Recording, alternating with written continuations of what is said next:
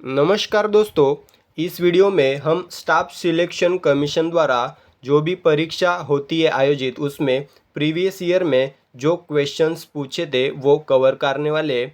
ये अपने सीरीज़ का 5वां भाग होने वाला है। चलिए सवालों की तरफ जाते हैं। पहला सवाल है, भारत में जनगणना का कार्य सर्वप्रथम कब किया गया था?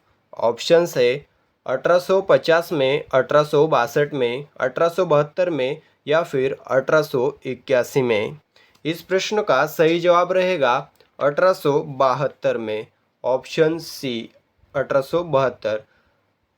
लॉर्ड मेयो को 1872 में भारत में पहली जनगणना लॉर्ड मेयो के कार्यकाल में हुई थी। यहाँ पर ऑप्शन डी है 1881। 1881 में प्रथम नियमित 10 वर्षीय जनगणना शुरू हुई थी, जो वॉइस रॉय लॉर्ड रिपन के कार्यकाल में शुरू हुई थी। स्वतंत्र भारत की पहली जनगणना कब शुरू हुई थी पूछा जाए तो 1951 आंसर देने का है।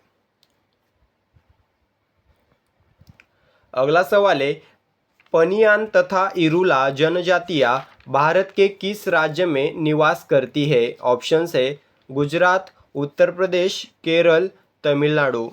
इस प्रश्न का सही जवाब है ऑप्शन सी केरल। पनियान तथा इरूला जनजातियां भारत के केरल राज्य में निवास करती है। अगला सवाल है, विश्व का सबसे ऊंचा जलप्रपात कौन सा है? ऑप्शंस है एंजिल, बोयोमा, नियाग्रा या फिर स्टेनली। इस प्रश्न का सही जवाब है ऑप्शन ए एंजिल। इसे एंजल भी कहा जाता है। इसकी ऊंचाई 3212 फीट, 3212 फीट या फिर 979 मीटर ऊंचाई है इसकी। ठीक है, एंजल वाटरफॉल। ये कौन से देश में है तो आप हमें कमेंट करके बताइए कौन से देश में है एंजल वाटरफॉल। अगला सवाल है, दिलवाड़ा मंदिर कहाँ पर स्थित है? ऑप्शन है इंदौर, पारसनाथ पर्वत, श्रवण बेलगोल या फिर आबू पर्वत। इस प्रश्न का सही जवाब है ऑप्शन डी आबू पर्वत। इसे माउंट आबू भी कहा जाता है। दोस्तों, दिलवाड़ा यह एक जैन धर्मीय मंदिर है जो राजस्थान में अरवली पर्वतमाला में माउंट आबू पर स्थित है। इसका निर्माण भीम प्रथम के सामंत विमल शाह ने 1031 ईस्वी में कराया था। ठीक है। अगला सवाल, प्रकृति में सर्वाधिक मात्रा में पाए जाने वाला कार्बनिक यौगिक कौन सा है? ऑप्शन है फ्रक्टोज, सुक्रोज, ग्लूकोज या फिर सेल्यूलोज। इस प्रश्न का सही जवाब है ऑप्शन डी सेल्यूलोज। प्रकृति में सर्वाधिक मात्रा में पाए जाने वाला कार्बनिक यौगिक है सेल्यूलोज। यह एक प्रोटीन है। यह वनस्पतियों की कोशिका भित्तियों का मुख्य अवयव है। कपास और लकड़ी सेल्यूलोज के मुख्य स्रोत है।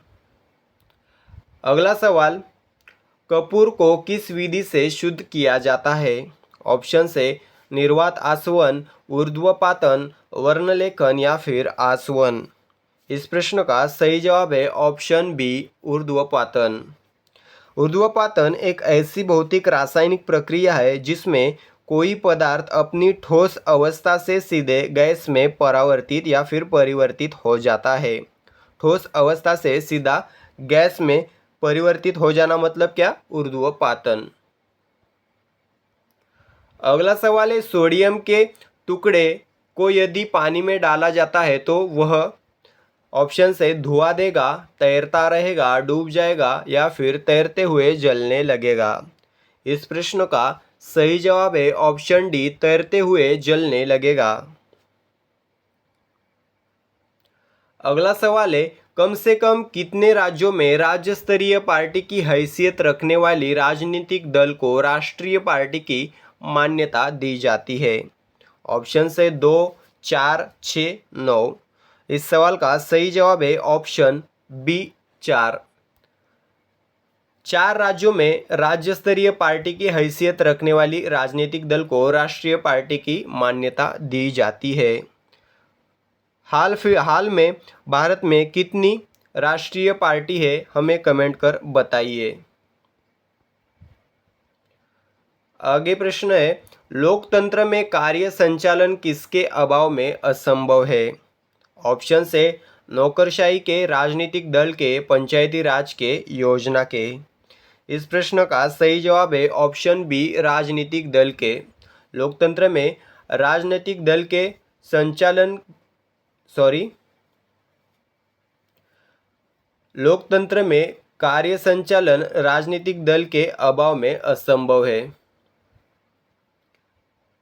अगला सवाल, भारत की उत्तरी सीमा पर स्थित पर्वत कौन सा है? ऑप्शन से मैकाल, अरावली, नीलगिरी या फिर हिमालय। इस प्रश्न का सही जवाब है ऑप्शन डी, हिमालय। भारत की उत्तरी सीमा पर हिमालय पर्वत स्थित है। अब हमें हिमालय की सबसे ऊंची चोटी कमेंट कर बताइए। यहाँ पर ऑप्शन ए है मैकाल। यह भारत के छत्तीसगढ़ और मध्य प्रदेश राज्यों में फैली हुई सातपुड़ा पर्वत श्रृंखला का पूर्वी विस्तार है। ऑप्शन बी है अरावली।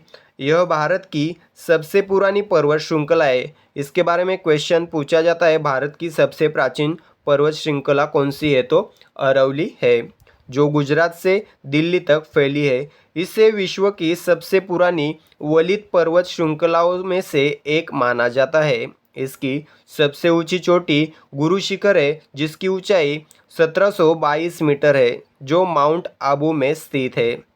यहाँ पर क्वेश्चन पूछा जा सकता है, अरावली पर्वत में सबसे ऊंची चोटी कौन सी है? तो गुरु शिखर। उसकी ऊंचाई है 1722 मीटर और ये माउंट आबू में स्थित है। ठीक है। यहाँ पर ऑप्शन सी है नीलगिरी। तो नीलगिरी के बारे में, यह पश्चिम घाट का एक हिस्सा है जो केरल, कर्नाटक, तमिलनाडु में फैला हुआ है। और नीलगिरी में सबसे ऊंची चोटी है दोड्डाबेट्टा, जिसकी ऊंचाई है 2637 मीटर। ठीक है, ये भी सवाल परीक्षा में पूछा जा चुका है।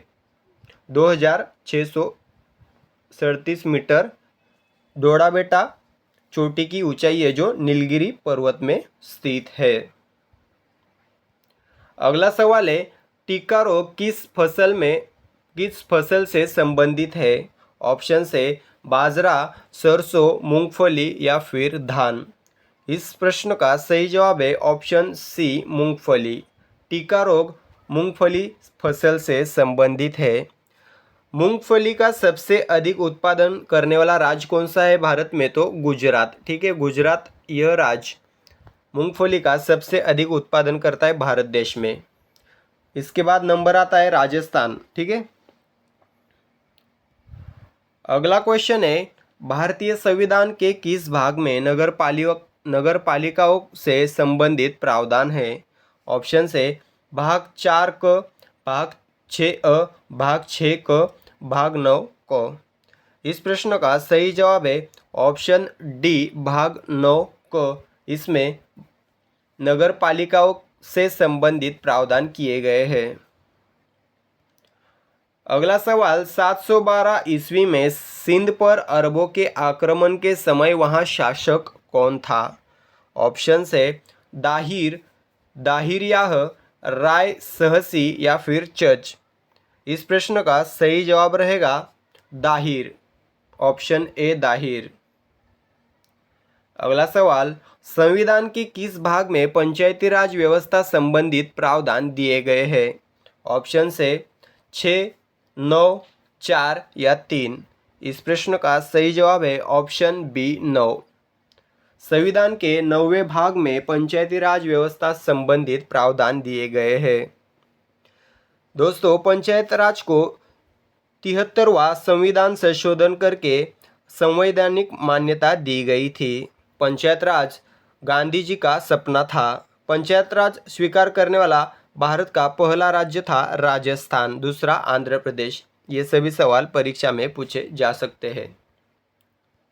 अगला सवाल है, भारत में दलीय व्यवस्था किस प्रकार की है? ऑप्शन है एक दलीय, बहुदलीय, द्विदलीय या फिर निम्न में से कोई भी नहीं। इस प्रश्न का सही जवाब रहेगा ऑप्शन बी, बहुदलीय। भारत में बहुदलीय व्यवस्था है।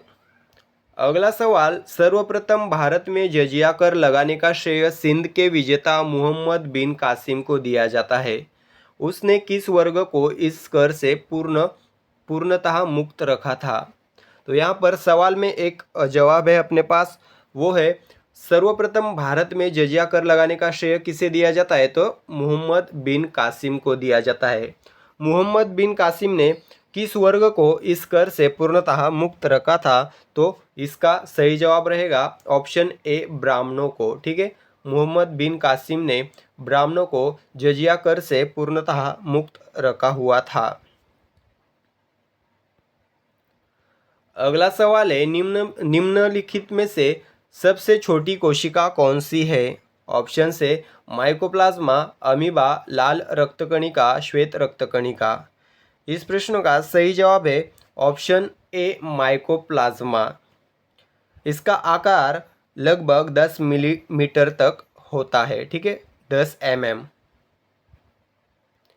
अगला सवाल अनुवंशिकता शब्द किसने गढ़ा है।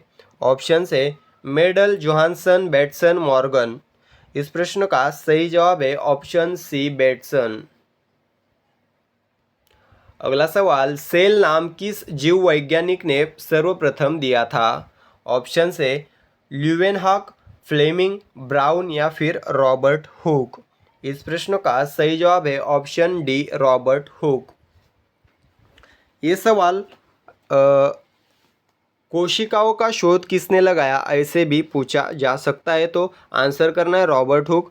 रॉबर्ट हुक द्वारा 1665 में कोशिकाओं का शोध लगाया गया था। अगला सवाल भारत में ब्रिटिश काल में किसके कार्यकाल में पहली बार जनगणना हुई थी। ये क्वेश्चन हमने देखा है इसी वीडियो में। लॉर्ड मेयो इसका आंसर रहेगा। कब हुई थी, तो 1872 में हुई थी भारत की पहली जनगणना लॉर्ड मेयो के कार्यकाल में। अगला सवाल है परिस्थितिकी शब्द को सर्वप्रथम प्रतिपादित करने का श्रेय किसको दिया जाता है। ऑप्शन है खुराना को, अरस्तु को, रिटर को या फिर ब्राउन को। इस प्रश्न का सही जवाब है ऑप्शन सी रिटर को।